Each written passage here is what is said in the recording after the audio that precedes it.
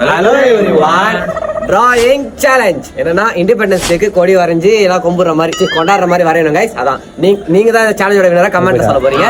Time start நவ. Guys உங்களுக்கு எப்படி வரணும் தெரியல, நான் சொல்றேன். முதல்ல இலை கீழ போடுங்க. இந்தியா ஃபிளாக் இலை போடணும். மேல வந்து சோறு ஊத்தணும். குழம்பு ஊத்தணும். சோறு போடணும். வெள்ளை கலர்ல இருக்கும் கைஸ். அப்புறம் அதுக்கு மேல குழம்பு ஊத்தணும். இதான் கேஸ் தலையில வந்து போறேம்ல.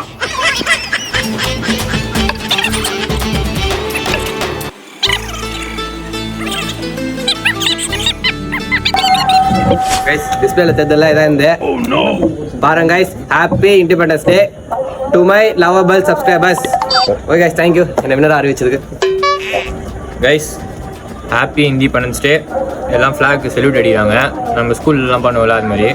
அப்புறம் to my subscribers happy independence day. Love you all guys.